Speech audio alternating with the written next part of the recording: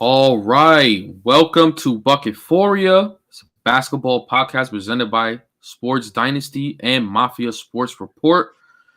Last time we were here, the West Finals was 2-0. The East Finals was 2-0. Oh, It was 1-0. one. It was 1-0 for each. 1-0 for each. And in the West, nothing changed, literally. Every game was like a carbon copy of each other. And ultimately, the Denver Nuggets are your Western Conference champions. What's your thoughts, Alex? Okay, so let me have the floor real quick as the Lakers fan here. It was tough. It's tough because I feel like the Lakers played well enough to win those games, but it's literally just the simple fact that the Denver Nuggets was just better in every stretch of the imagination, and it's crazy because just the Lakers season as a whole, they went 2-10, right? They started off 2-10. I remember when Lakers fans were hyped when Matt Ryan hit a game tying three against the Pelicans and got the win on that. Pivotal game. Very pivotal game, yeah, for sure. Then I remember later in the season when LeBron broke the score record, but we kept losing. We kept having frustrating losses, like the both Celtics. both Celtics losses, especially the second one where LeBron got fouled. Charlotte. I forgot that happened. They did lose to the Hornets. Yeah, you're right. Yeah. The Pacers. That was the one I was thinking of. Like, what the buzzer beat was the Pacers and the Mavericks. But the Mavericks was after the trade deadline though. But like there were like so many frustrating L's that this team had, right? But they were never really out of it. They were 13th seed, but never out of it. But it was clear they had a ceiling. Then they make the trade for Russell Westbrook finally gets traded for Russell Vanderbilt and Malik Beasley. And one of which didn't even get minutes in the playoffs, which I understood why, but still it was kind of tough to see, but I understood why. And they scratched and clawed. They left LeBron out too, by the way, because like 2-3 games after the trade deadline, he popped his foot against the Mavericks. And it's Apparently he tore a tendon. He tore a tendon, exactly, but he still played in the playoffs. He stayed scratched with literally AD with the lead man. They scratched, they clawed, they found the way to get to the 7th seed, beat the Timberwolves in a scrappy game, beat the Grizzlies with ease, beat the Warriors. I was kind of through the ease too, but it was a little tougher. And made it was tough. Yeah, made the Wisconsin as a 7th seed. But Denver is literally just a force. Honestly, Nikola Jokic is, you can make the argument, the best player in the league. You got Jamal Murray, who in playoff time is a flamethrower. You got great defensive players in Kentavious Caldwell-Pope, Bruce Brown, Christian Braun, and Michael Porter Jr., who turned to a significantly better defender as well, along with Aaron Gordon. And they played well enough all 4 games. I didn't think they looked bad per se in those 4 games. The only game I thought they pretty kind of looked bad on was the last one. But it was a great season for them. It was a great run. It was just a very solid way to end the season. And now the kind of questions going to the offseason, especially with LeBron James looming retirement. And even though I don't think he's going to retire, I think he got a year or 2 left he's going to play. And the offseason of who's coming back and who's not. Yeah, it just leaves a bad taste. It hurts a lot, and but overall, ultimately, this team was at a historic pace. I mean, you look back, I think we didn't think they'd make it this far. Probably only after the trade deadline, and there were still some doubts because LeBron was hurt. Every day being a scare, wondering, is this the game that AD's going to get hurt? And this team, they came together and they locked in. I mean, this team was in playoff mode for a very, very long time. For a very long time, this team was in playoff mode. I mean, I'll say literally just straight right after trade deadline it was just playoff mode, bro. It was like every game they lost was deadly. Every game they won was huge. I mean, they went into the playoffs I mean, every series they played, they did not have home court. And what they did in the first 2 series was they would steal home court and not allow a game 7.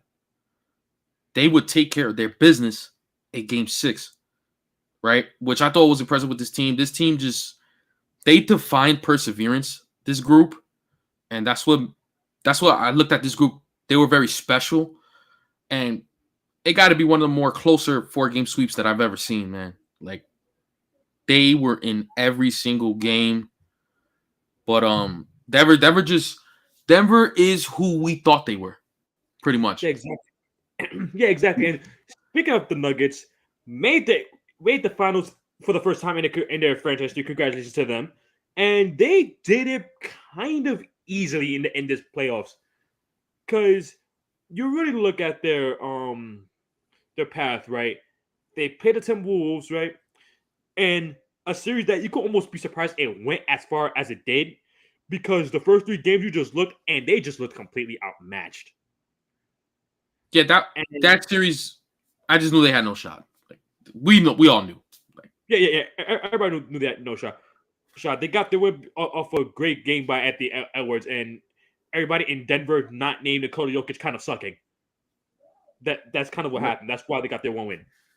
And the second series against the Suns, they got their 2 losses because Devin Booker turned to a Super Saiyan and had to drag this team to 2 wins, along with Orlando Shaman masterclass in the 4th game.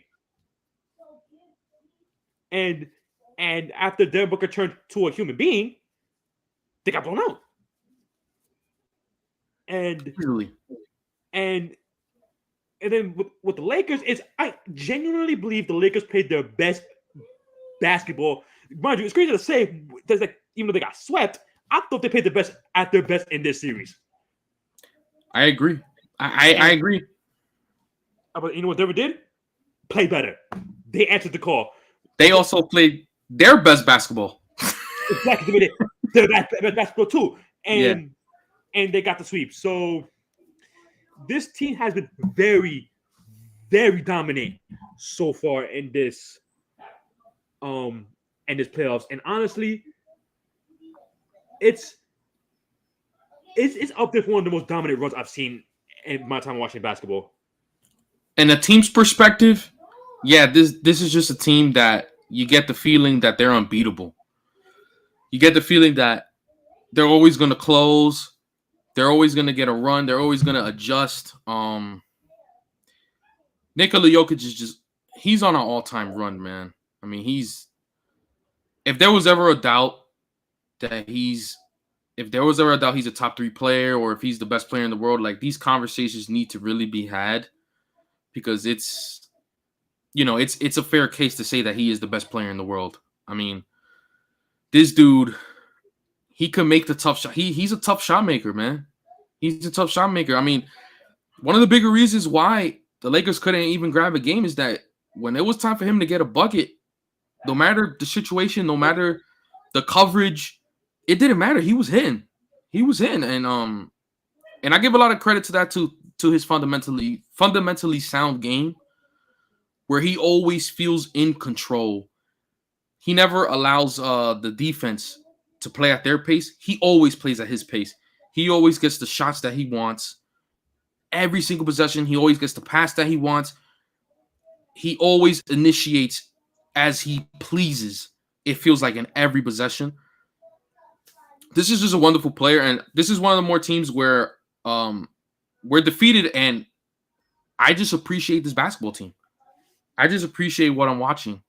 They're just a great basketball team, and I wouldn't be upset if they won it all. It's crazy too, because this is kind of their second playoff run together. It feels like, because they got together in 2019, kind of, because they drafted Michael Porter Jr., but kind of as a stash type of player because of a back injury, and they lost in 7. They lost in 7 to the Spurs. No, they beat the Spurs, and they lost 7 to Portland. Then the year after, everybody's actually healthy for once. 2 3-1 comebacks, and they lost the Lakers in 5 in the Western Conference Finals. Again, one of the closer 5-game series I've seen.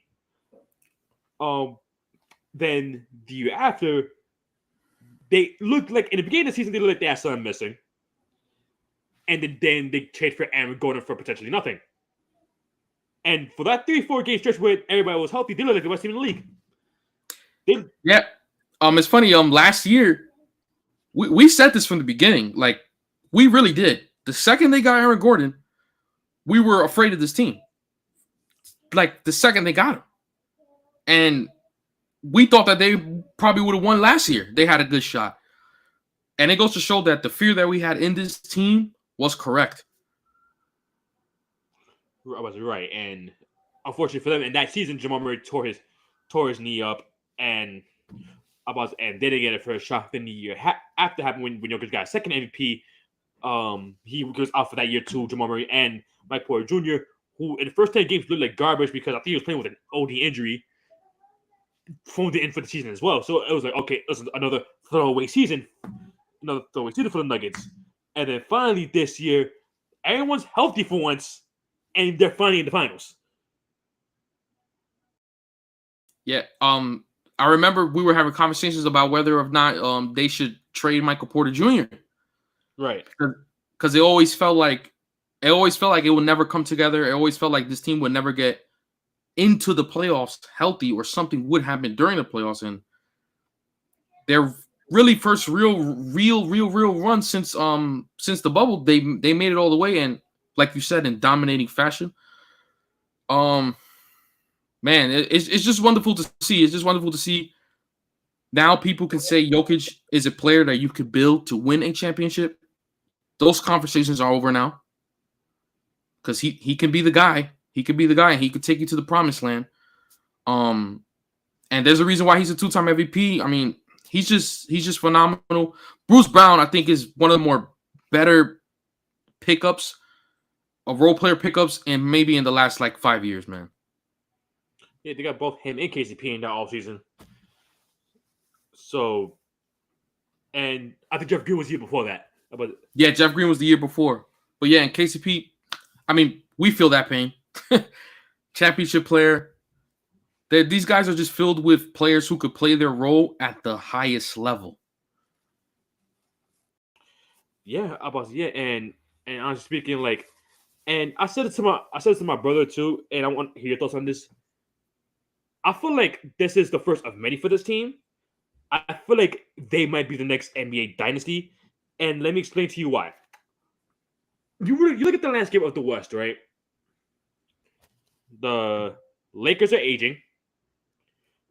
The Clippers can't stay healthy to save their lives, and they're kind of old as well. The Suns, they have a small window, and they have no roster as of right now. And Golden State, we may have seen the end. This postseason. I'm still not going to say that because I have to see it to believe it with the Golden State Warriors, but it's a possibility they don't have to worry about that anymore either. So you really look at those heavy hitters in the West, right? You got the Grizzlies who can't get out their own way. You got Sacramento. We'll see what they become, but I have this weird feeling they're going to be a second round exit to consistently might make the conference finals once, and that's about it. So you think about it, it's who's stopping them? Yeah. So a couple things. If everything goes well in terms of health, yeah, they're instant favorites, I would say. I think they earned that. There should be no reason why you shouldn't think they won't make it. Also, we got to see who will emerge out of this conference. But in terms of the quote-unquote strong teams in the West, they're on the downside. And maybe Golden State, I would say Golden State maybe got a 2-year run left in them. Because I kind of don't want to give up on them either. But it's looking bad. It's definitely not on the good side. It's on the bad side. But you got teams like if OKC finally gets this thing together, they might be the next dangerous team coming up. As well as those questions with the Pelicans. If Zion can ever fix anything, maybe they could fix things. So I would say they have potential threats. Yeah. The Pelicans just gotta push. They just gotta figure that Zion situation out because when the team is healthy, they look like contenders. They're a great basketball team, but they can never stay healthy. The sample size is too small. It's sad too because they're one of my favorite teams to watch early in this year. It's fun watching Zion play. It is. Yeah, they're a great ball club, and I think they were they were the 1 seed this season, right? Oh yeah, yeah. So this can be the next dynasty. I think that's a fair point to make. The only thing I would say is that they have potential threats, but if those threats don't pan out, then we can see a dynasty. We can see maybe a 3 straight finals appearance. Something like that can happen. It is definitely in the realm. Was it Jokic to LeBron? Hey, listen, man, no better time, right? Right, exactly. No better time. Because he would be. Oh, that were to happen, he skyrocket to like a top 30 player of all time, man. Because I mean, let's talk about though. If let's just say they do win this year, right? The Nuggets do win this year. Is he not that already? He might be. If you really think about it, he got 2 MVPs. He will have He will have a finals, and I'm pretty sure he's gonna get a finals MVP too. Like I'm very confident in that. It's a good case to make because his numbers are like, it doesn't make sense. Like his numbers just doesn't make sense. He is ridiculously dominant, and for him to finally get the championship, because that's literally the only thing he needs. Like he could get this championship, get finals MVP, and retire, and he is a all-time great. So maybe he will be already. I would say there's a lot of guys that's playing today in the all-time list that I would put him over. Right, and that's one of the more respected rings in history too. Oh yeah, that's up there. It's definitely up there. Yeah, I mean, that's an interesting thing that you say. I mean, they can be the next dynasty, man. They can be. Like I said, Sacramento too. Those 3 teams, Pelicans, Sacramento, and New Orleans are probably the 3 teams that should emerge as the big dogs in the conference, but we don't know. Right. But congratulations, Denver, and they'll be playing. Well, we don't know yet because it's 3-2 right now in the East Conference Finals. So let's talk about it. Tommy Spark at this point, he says if Boston wins Game 6, it'll be over the Heat. I'm gonna disagree with that. I'm gonna tell you why. Twice before, right, a team has to come back from down 3-0 and won 3 games, but they never closed it. It was Seattle with the Jazz and the Jailblazers with the Mavericks back. I think it's 3 for that one. So I'm still willing to bet that even if the Celtics do find a way to pull Game 6 out, they will still lose Game 7. I have no faith in the Boston Celtics. I haven't in a while. And honestly speaking, I think Miami just fine. I think Miami just took their foot off the gas. I'm gonna agree with you here. I think if they lose Game 6, I think they probably would still win Game 7. Miami, Miami, a Jimmy Butler-led team doesn't feel like a team that will lose to they won't get demoralized. It feels like a group he wouldn't allow that to happen. And the Miami Heat as an organization, it just doesn't feel like a group that would fall under being demoralized, that would fall under the momentum. They're just a team to lose Game 6, and it feels like they lost all momentum, and they're automatically going to lose Game 7, and then they steal the game. So, and again, on Boston's point, they're just not last year's team. They are so much worse than last year. The momentum swing would go Boston at home, and Tatum always shows up when it counts. Golden State would like to have a word with that last statement. But I'll go even deeper here. Andrew Wiggins would like to have a word with that. Because he does have his moments, no, for sure. Like, I will not deny that. Like, that Game 7 was special against the 76ers, albeit. And I think he played pretty well in that Game 6, too, against Atlanta. So he does have a decent track record when it comes to games like this. But let's not act like he hasn't, like, had his game as well, where he just came out flat in those type of situations. This is his worst playoff run. in his career. I would say. I think this is his worst playoff run. He's went to the Eastern Conference Finals since he was a rookie. We saw what he did when he was a rookie, right? I think if you look at all these years, he's had a terrible series against Atlanta. He's had if it wasn't for that 50-point game, I would say his Philly series was worse than his Atlanta series. He was awful against Philly. That's part of the reasons why I went 7 games. Then you go back to Miami. He had 2 games in the series where he didn't score a single point in the fourth quarter. So overall, if you look at Jason Tatum, has he had great performances? Yes. But he's having a bad playoff run. That Tatum come through this playoffs when it counted most. So I'm telling you guys, if Miami loses at home game 6, it's a wrap for the Heat. It's possible. I'm not gonna completely rule it out because if they do lose 3 games in a row, why can't they lose a 4th? But at the end of the day, I just don't think that's going to happen. But then again, I don't have much faith in the Boston Celtics as a whole. Even them winning 3 games, I'm surprised they won 2. The way they looked in those first 3 games, they looked horrible. I picked the Heat to win this game.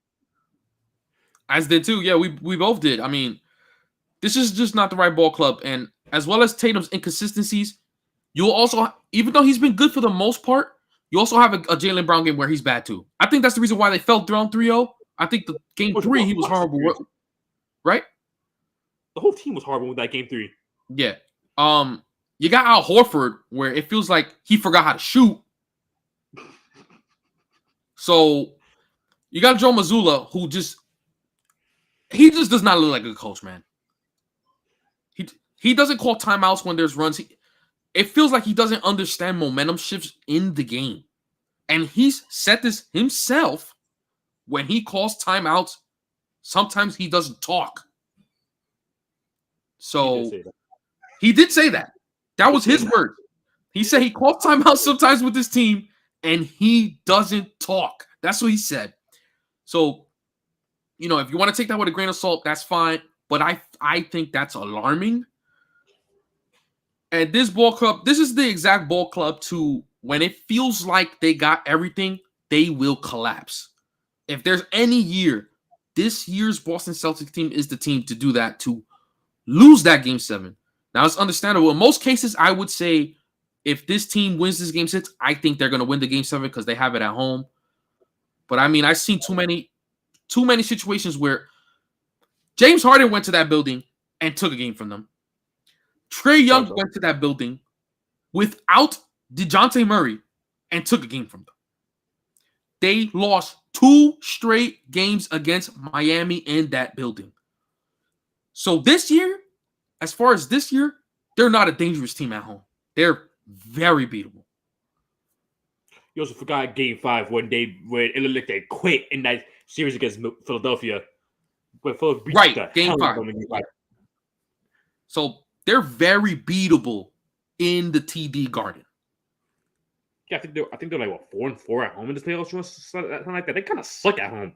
On the road, they look better, but at home, they kind of suck there. I'm not gonna lie to you. Yeah, they've been awful.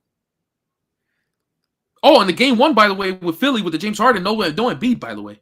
So they lost 2 games in that building where the opposing teams didn't have their second best player.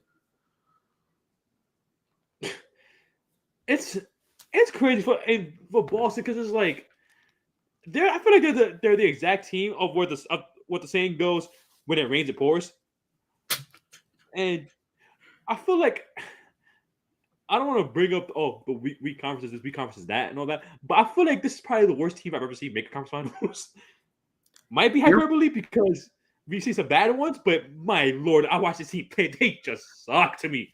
It's like Miami's there because this team just found like a gear where they locked in, and players are playing way more. They're performing way better than they should, right? As well as Jimmy Butler playing like a superhuman, right? Not the Caleb Martin, because my God, apparently Caleb Martin is like a dog, man. Not J. Cole, because he got apparently. But then you got this team where they had This team was such a guarantee to the finals at one point where it was like if Milwaukee goes down, they're automatically gonna make it. Like that was the conversations about this team. I just want everyone to know about the magnitude of expectations of this team, right? If Milwaukee goes down, they automatically gonna make the finals. This team has limped to this point in these playoffs, man. And the first sign was that Hawks series. Then you go on the other side of the bracket where it feels like a war zone, man. Like it feels like Miami or New York would have had this teams in this deficit. So to your point, when you say this is probably one of the worst conference finals teams ever, I gotta agree, man. And especially with the expectations put on this team. Remember, they are the 2 seed on a top-heavy conference. I thought of a few teams who were worse than that team. By the way, in terms of conference, I thought a few of them. Is one of them Atlanta? No, really. Actually, like that Hawks team is actually very underrated to me. One of them was actually the Trailblazers in 2019, where they made that's a bad one. Accident.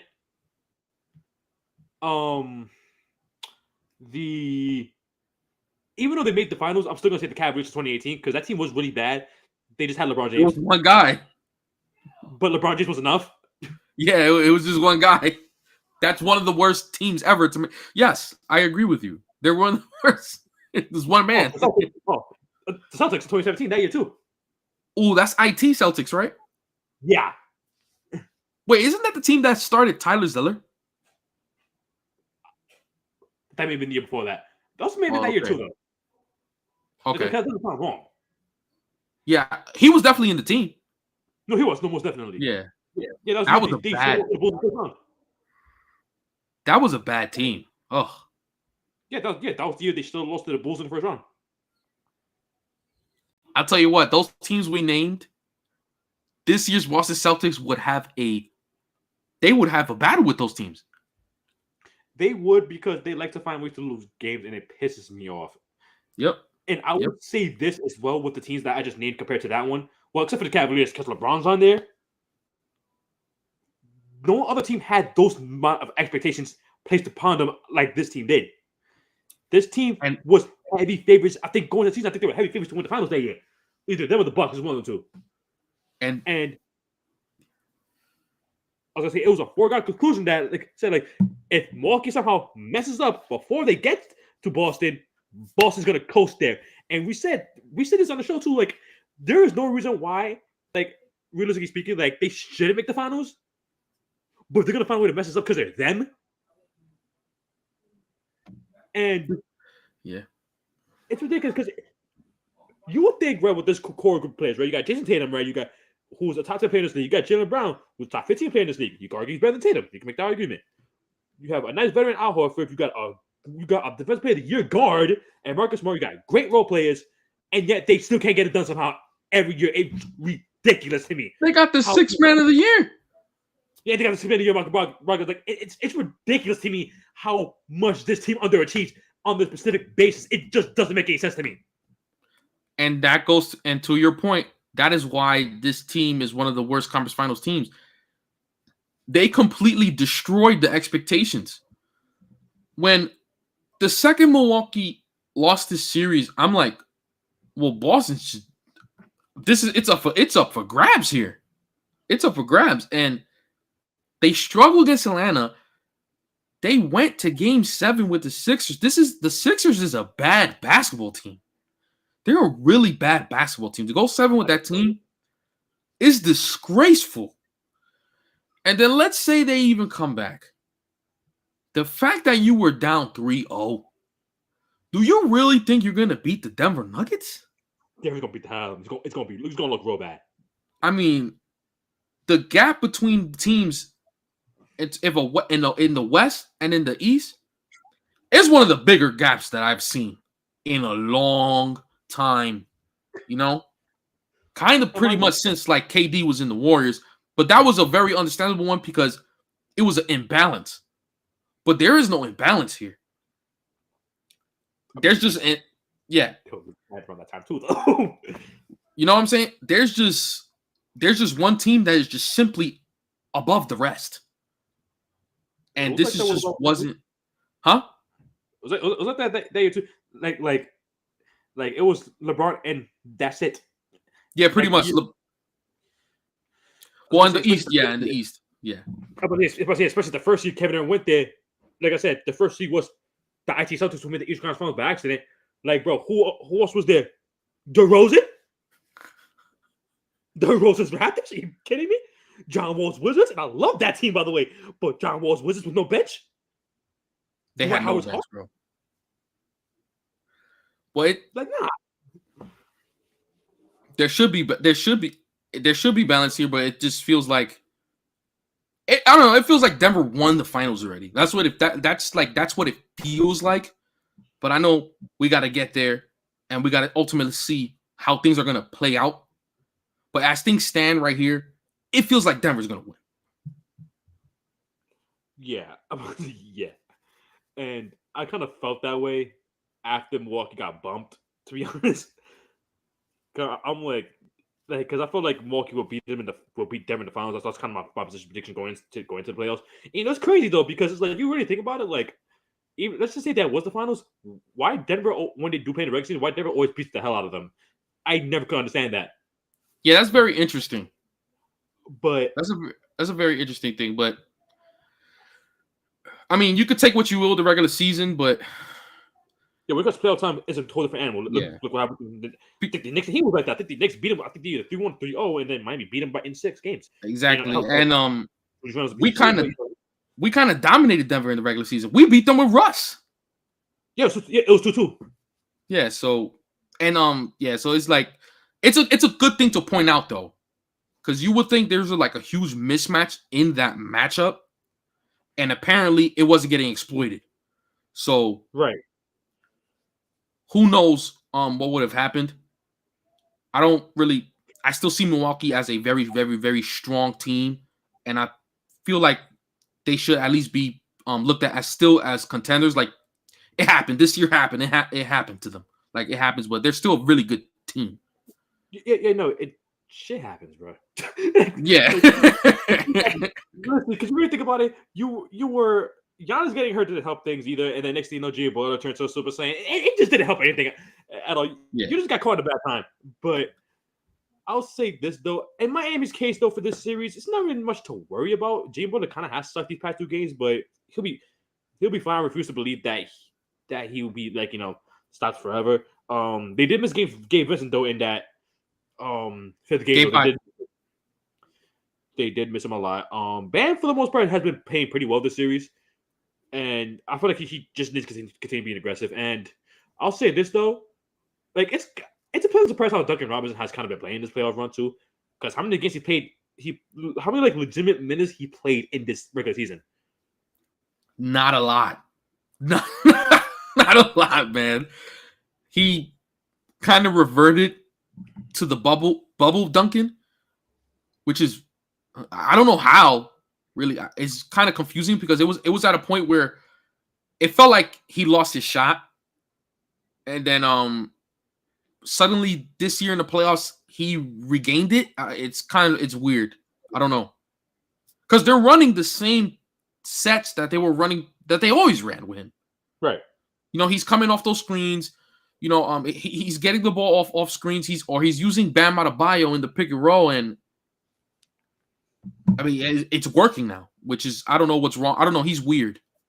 He is weird. He also took Jason Tatum off the dribble and finished the layup. By the way, yeah, he is handling the ball a lot more too and going to the rim, which is weird as well, and making finishing layups. He's just a whole new man in these playoffs, man. Like he's a whole new man, and I also call each other in that third game get a case down block. Yeah. This is exactly what the Celtics cannot win this series. You can't let a guy who doesn't all Ghost Rider says doesn't belong in the league do that to you. And Miami can't waste that performance. No, they can't waste that performance now. And yeah. I think they'll be fine. Yeah, I think they'll be fine. So coming game 6, I'm confident that Miami wins this game. It's just 3-0 is hard, man. Like, there's a reason why no one's done it all this time. It's very, very difficult to do. Like, It's hard to win 3 games, win down that situation, let alone 4. Hell, it's hard to win 2 games in that situation.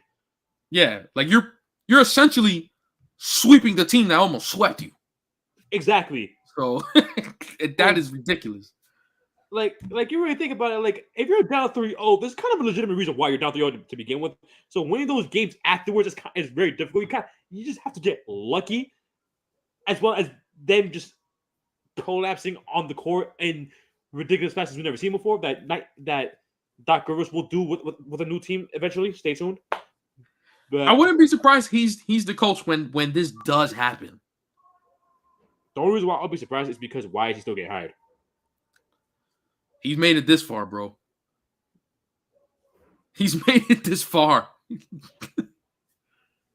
And again, I know what I said last episode about coaches getting fired for no reason, which I still stand by that, by the way. But with him, it's like, yo, like, he has had some bad looks, sure, don't get me wrong, but like, no, he's not a good head coach, bro.